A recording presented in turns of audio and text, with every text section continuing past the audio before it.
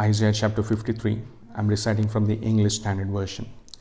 Who has believed what he has heard from us, and to whom has the arm of the Lord been revealed? For he grew up before him like a young plant, and like a root out of dry ground.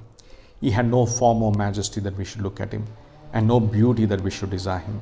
He was despised and rejected by men, a man of sorrows and acquainted with grief, and as one from whom men hide their faces. He was despised, and we esteemed him not. Surely he has borne our griefs and carried our sorrows. Yet we esteemed him stricken, smitten by God, and afflicted. But he was pierced for our transgressions, he was crushed for our iniquities. Upon him was the chastisement that brought us peace, and with his wounds we are healed. All we like sheep have gone astray. We have turned every one to his own way, and the Lord has laid on him the iniquity of us all. He was oppressed and he was afflicted, yet he opened not his mouth.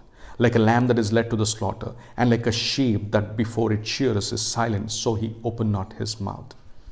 By oppression and judgment he was taken away. And as for his generation, who considered that he was cut off out of the land of the living, stricken for the transgression of my people? And they made his grave with the wicked, and with the rich man in his death, although he had done no violence, and there was no deceit in his mouth.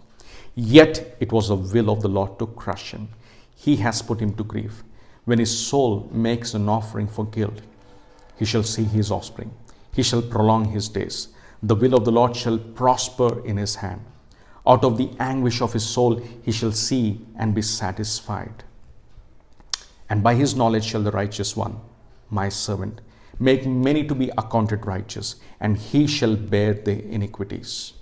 Therefore I will give him a portion with the many, and he shall divide the spoil with the strong, because he poured out his soul to death and was numbered with the transgressors. Yet he bore the sin of many and makes intercession for the transgressors. Praise God.